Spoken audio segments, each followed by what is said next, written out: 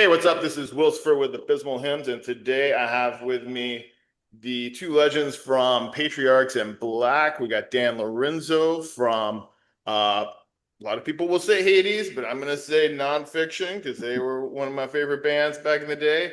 And Johnny Kelly, who is from also Typo Negative and has played with Danzig. So you Mhm. guys home, their new album is coming out in August, and like I was just talking to you guys, it has that same kind of timeless quality that a lot of the bands that were, for my money, not necessarily on MTV in like the late 80s, early 90s, but have kind of like transcended like being grunge or like, certain eras of metal. And I can feel that here. I mean, there's definitely some doomy vibes here, but what were you guys kind of going for when you sat down to write the songs for this one? We were going to be as commercial as possible and make as much money as possible. Because there's when people ask me like what I'm going for when I write a song or try to write a song, it's like you just write what comes out. Like many times over the years, people have asked me to write something that sounds like resisting success, and it just wouldn't be genuine. I don't know how to do that. You're in a different frame of mind. So I hate when singers have told me or songwriters have told me, yeah, I'm trying to write something that's like, why would you try and write? Just fucking write. And maybe it'll sound like something really cool. Maybe it'll sound like a Dr. Pepper commercial, but just be true to yourself and write whatever comes out. Don't ever think about an agenda. I mean, the one thing I would say I have an agenda for is like maybe Johnny or some people in the fashion tell me like, oh man, all your songs are so short. So now I'm trying to write a longer song, which is, just adding some extra sections and a guitar solo area. But I would hate to think that anybody would try and write something unless you're basically in a wedding band and you're trying to make a hit song and you know what the formula is and you're going for that. And then that's just not in your heart. But maybe you can do it. Maybe me and Johnny could come up with a hit song, but we'd be like, this is cheesy. So I don't know. I don't ever have anything in mind when I try and write. I was hoping that one of these songs would have been able to go to Taylor Swift, but it Yeah, didn't work out that way. did not work out that way. I think everybody's hoping that for that. I mean, she's a damn billionaire at this Would have point. been nice to get one of these songs on one of her records or Right. something. You never know. She could, when people were locked down for COVID, they were covering all types of things. So, she might stumble across it. I know she is Mhm. into metal to some extent. Or like Billie Eilish or something like that. Yeah, Fair anybody, enough. anybody Yeah. who could take one of these songs and cover I've it. seen pictures of Billie Eilish wearing Typo Negative shirts, so it's There you All right. go. Hey, not there entirely you go. impossible. Just as long as you guys don't get Billie Eilish as a singer for like a Typo Negative reunion, then we're good. Actually, she's a really good singer. But is she resonant like Pete? I admire her work. I think she's really cool. I think that what she's done so far has been pretty interesting, and it's not your typical like atypical pop music. Right, right. Yeah, she has gotten more adventurous with as it's kind of progressed. You know, Yeah, um, I can see that. I was also thinking, when we talk about commercial success and think about like, back in the day when you guys were getting into the business, how things have changed.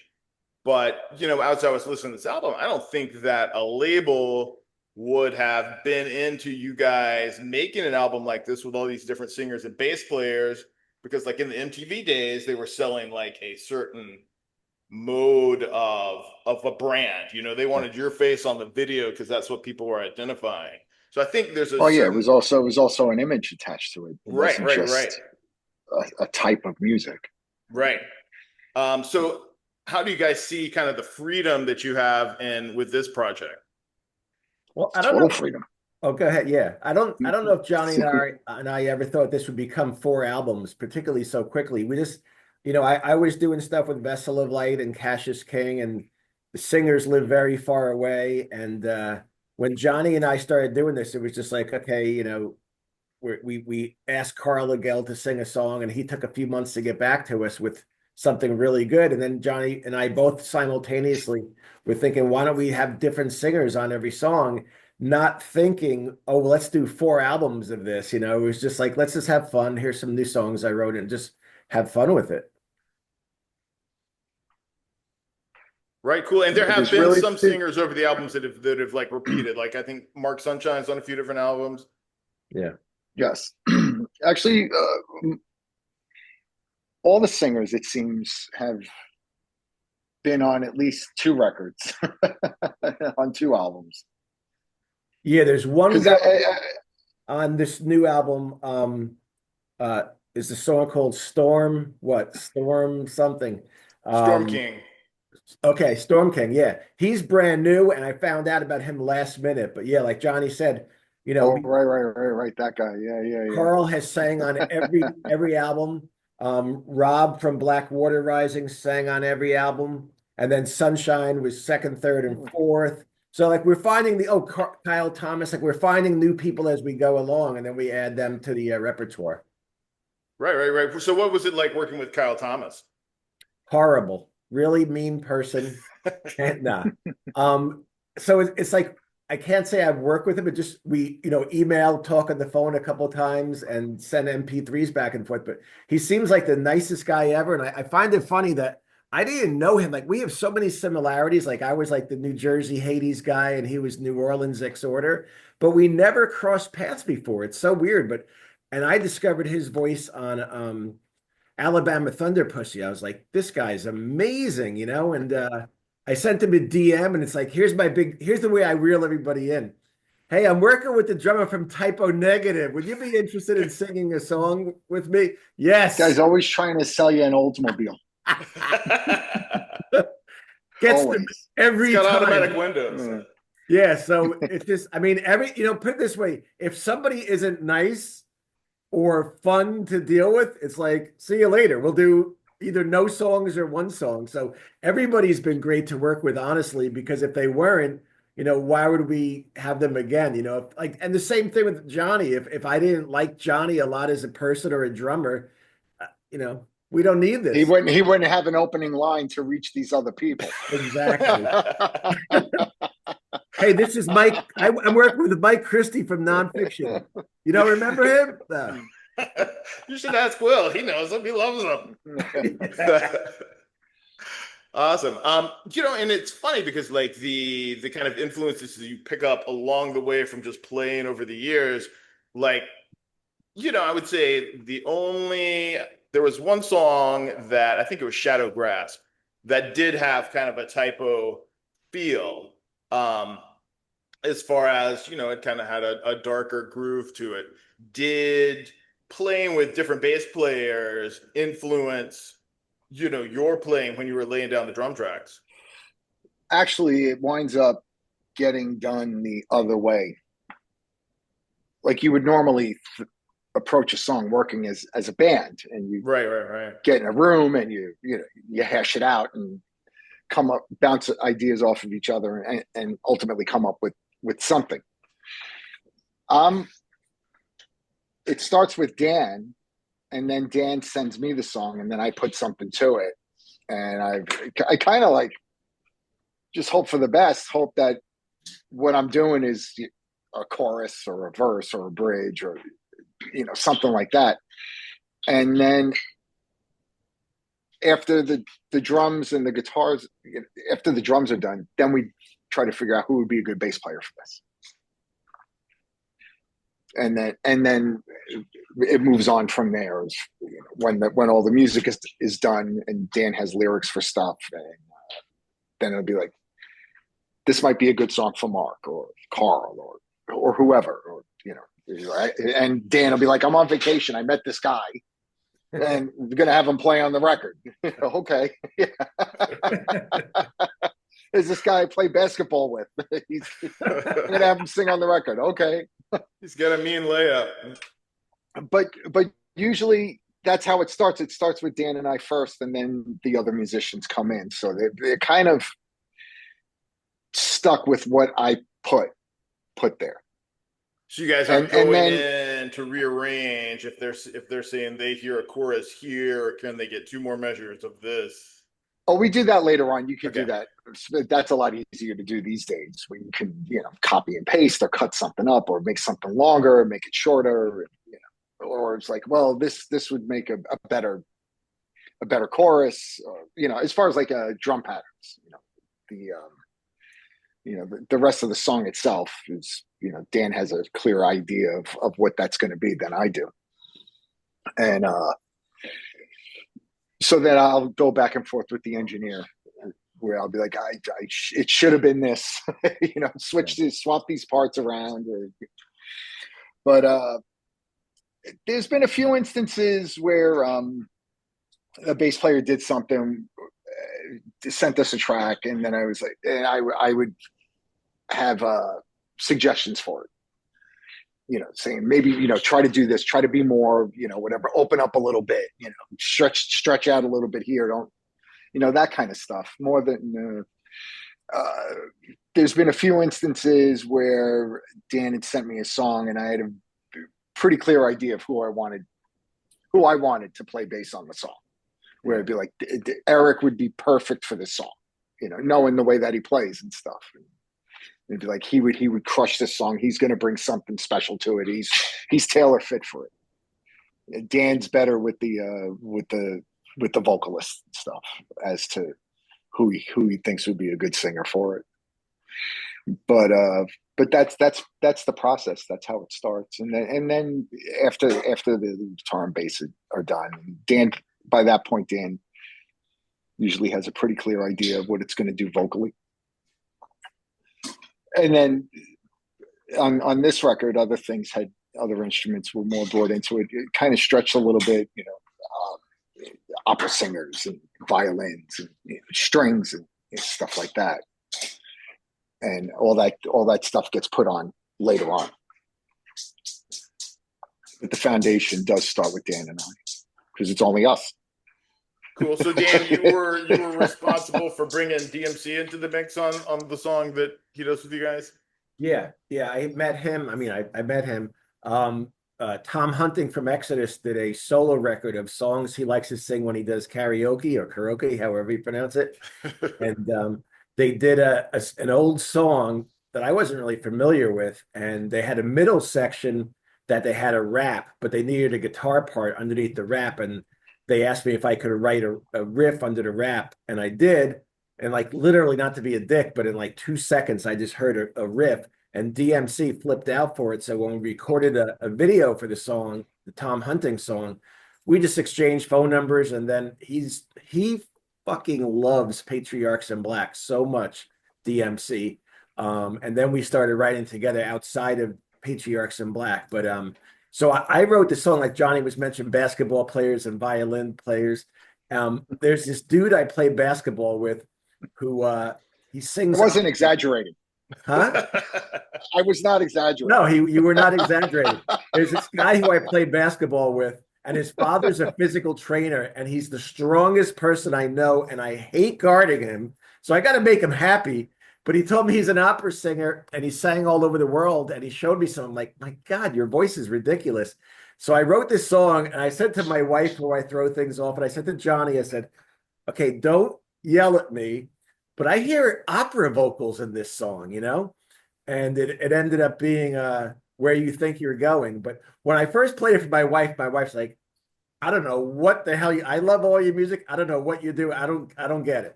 So we just kept doing more and more, and then she started getting used to it. And I thought the song was finished, and Johnny's like, no, it needs one more thing. I'm like, no, it's finished, man. It's a finished song. It's got a little girl in my town playing flute and violin and vocals.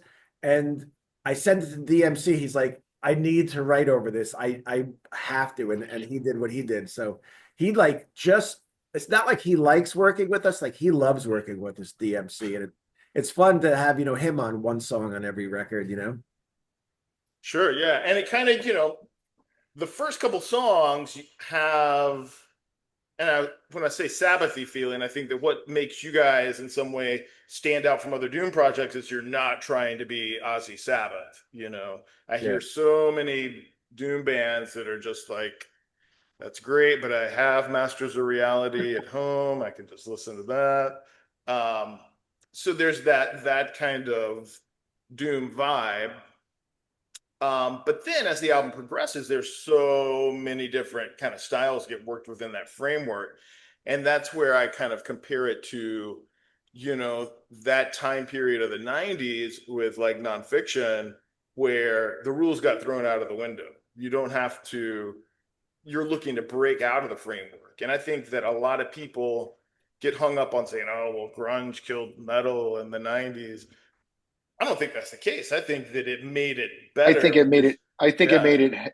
It forced it to up its game. right, Yeah. exactly. Yeah. Yeah. Yeah. And that's kind of what I hear on this album, where you guys don't have the rules, the doom rules that you have to Yeah. follow, and I think that's pretty exciting because that's what music needs in order to grow.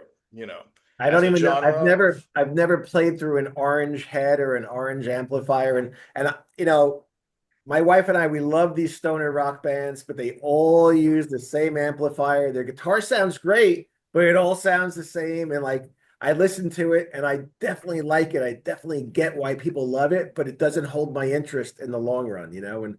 And Johnny once had a quote from our first album that all roads lead to Black Sabbath, and he's right. Yeah. But I'm not like Mr. Sabbath. I'm Mr. Kiss. And I remember telling Blitz when we did the Cursed album, Room Full of Sinners, my idea of a perfect band is Black Sabbath songs at the Ramones length, like 2.5, like short songs. I have a short attention span, and we've expanded beyond that, but that's like really where my heart lies, short songs, no meandering, get to the fucking point, no long intros, like I have a lot of hip hop songs in my car. I love hip hop. And I got songs where the intro is a minute and a half. Like I don't have that attention span. Yeah, we go back and forth on this quite a bit. Well, And Typo had 7 and 9 minute songs those too. were And I short love songs. typo. Yeah. Those were the shorter ones. I love typo, but it's a little bit of a work to listen to it. I mean, they're obviously genius, one of the greatest, most important bands of all time, but I But have to be in the right mood to listen to them. the thing that like what we were doing was taking that heaviness of Sabbath, but it was also there was a very strong pop sensibility to it. You know, even though the songs were, some of them were, in the neighborhood of 14, 15 minutes long, they still had very much like a pop song structure. And there's a hook.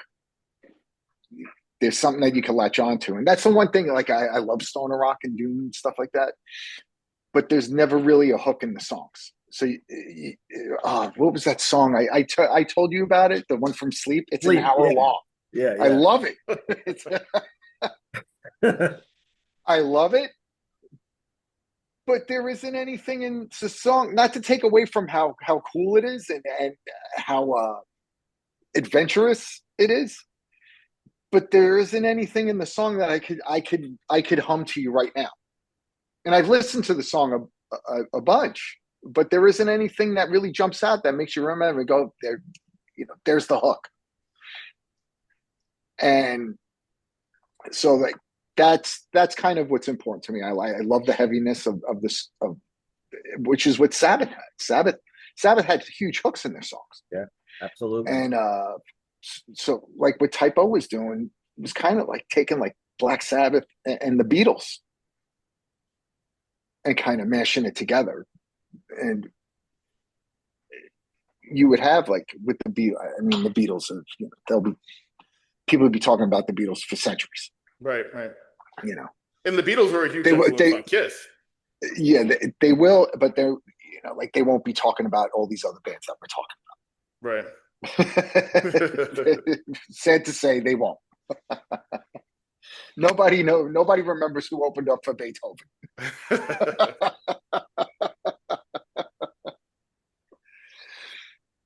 But the way that the Beatles used melody and the way that they crafted songs and the instrumentation that they used to complement that is truly brilliant. And so we were trying to take those kind of elements and put it in a heavier setting.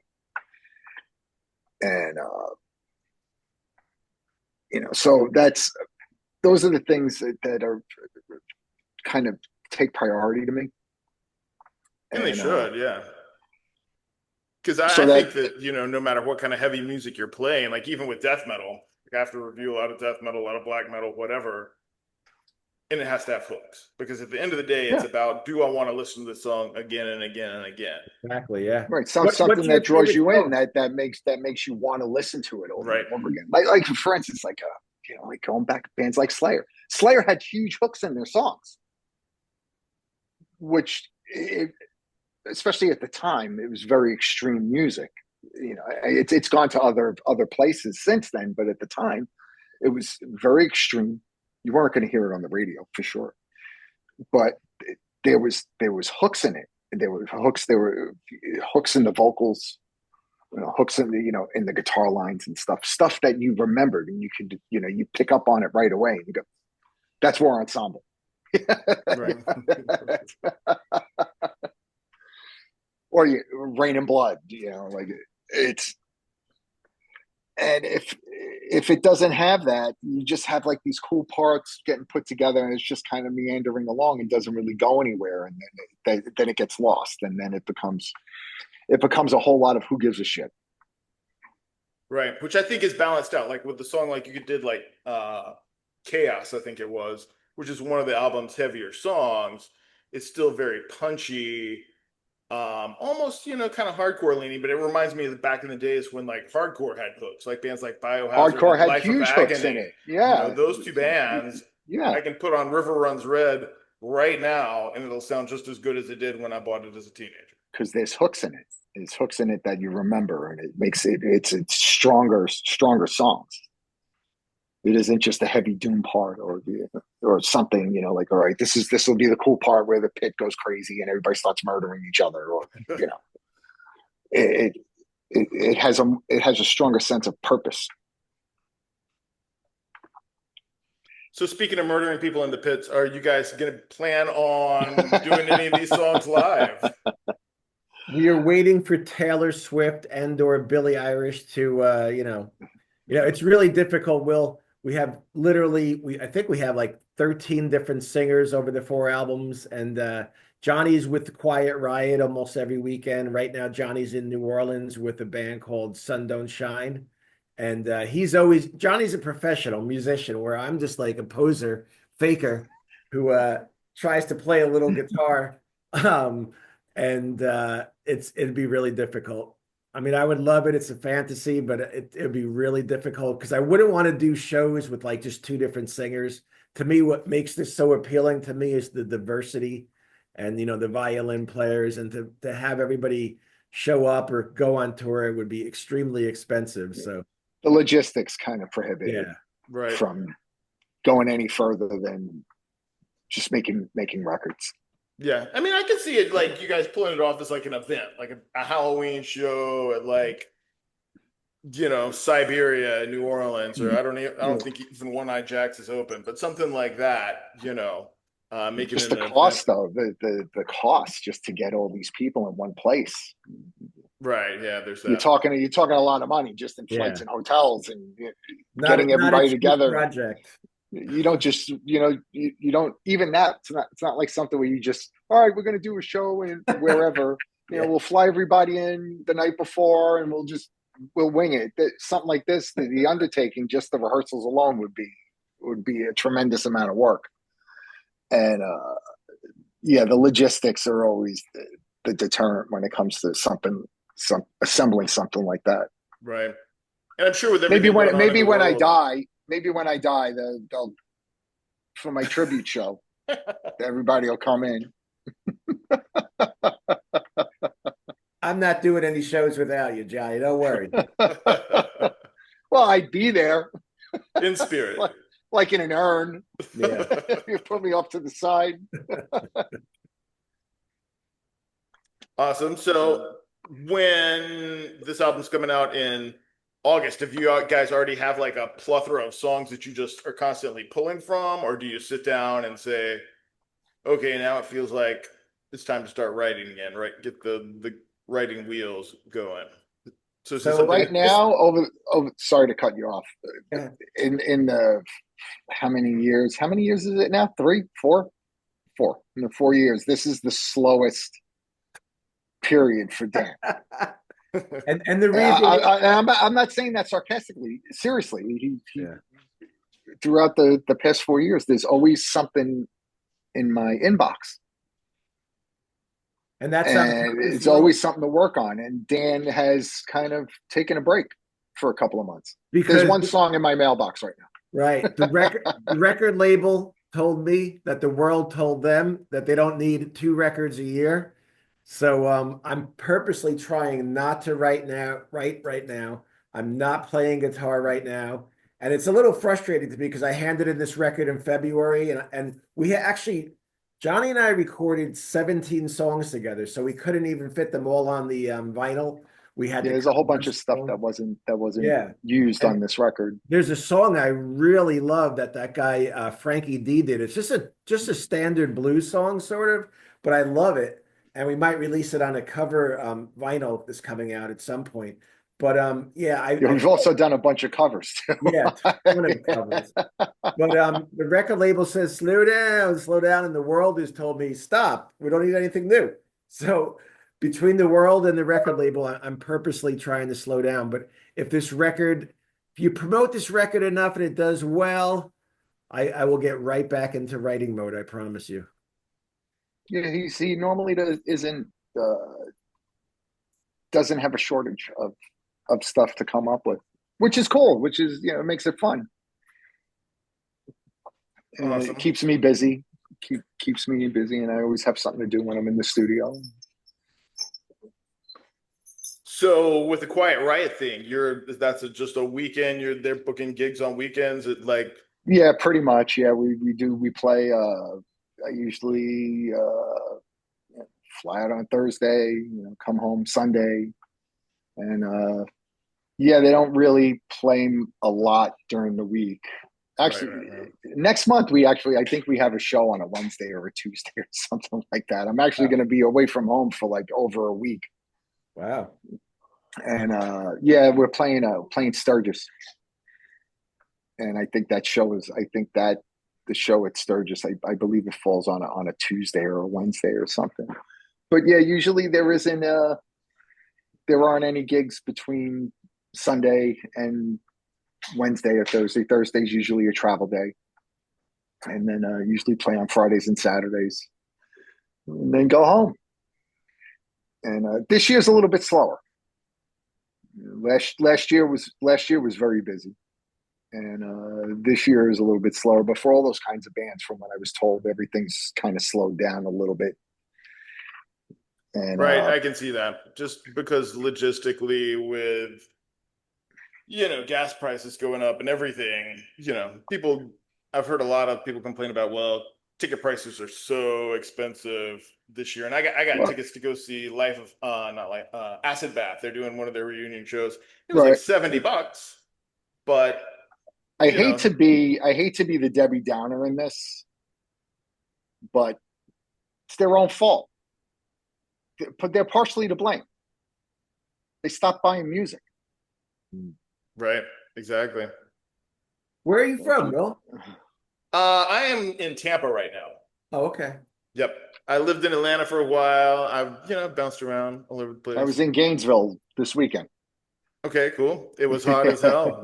It is from now, it's a test of endurance, at this point forward for us. It's like Oh yeah, once it hits summer's tough. October, it starts cooling down. But right now, it's going to be in the hundreds unless we get a hurricane, and then it cools down, but we lose our AC because there's no electricity. And running water and stuff like Yeah. that. Those little things. That's the high cost of living where everybody else vacations. I needed Atlanta was too stressful, so it was a good way to decompress and kind of figure Tampa, that's where death metal's from. It is. It is the home of death metal. Right. And you run I've into always Chris Barnes remember from that. Cannibal Corpse at Target sometimes. He like is notorious for prowling the clearance sections of Target toy stores. Well, cool. It was Cool. awesome to have you guys. We'll have to do it again when maybe in August when the album comes out, kind of sit That'd be down and great. do a track by track on it. Thank you so But much for I having me. Thanks. definitely appreciate it, and you guys are a ton of fun, and all the best. I'll continue to fly you guys banner of not Thank only you so much. Patriarchs and Belt Black, but I'll keep up the faith for a nonfiction reunion, and Don't all the hold your best to breath. you. Yeah, I appreciate it. You guys have a Bye, good man. one. Thank you so much. Thanks, man. Take Bye. care. Appreciate it.